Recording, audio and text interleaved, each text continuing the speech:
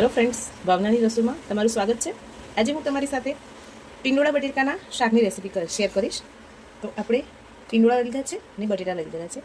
हवे टींडोळाने आ रीते आगळ पाछळनो भाग कापी अने आ रीते ऊभी स्लाइसमां एकदम पतला पतला कट करी लईशुं। आपणे टींडोळाने पण आ रीते पतली पतली स्लाइसमां कट करी लीधेला छे। हवे बटेटाने छोली लीधा छे, हवे एने पण ऊभी स्लाइसमां कट करी लईए। આપણે હવે વઘારની પ્રોસેસ કરીએ તો આપણે એક પેન લઈ લીધું છે, જેમાં તેલ ઉમેરી દઈએ। તેલ ગરમ થઈ જાય એટલે રાઈ અને જીરું ઉમેરી દઈએ।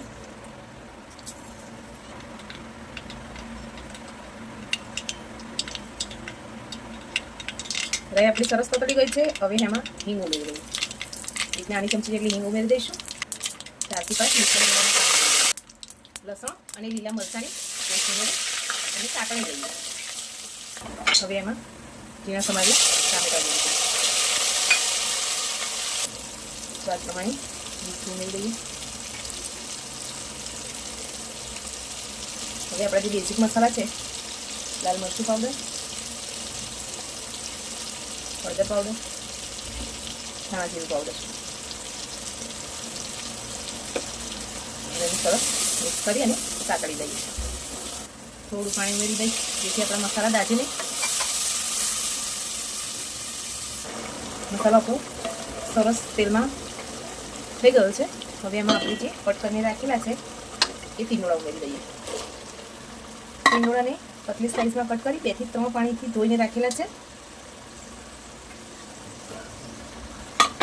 हवे सरस मिक्स करी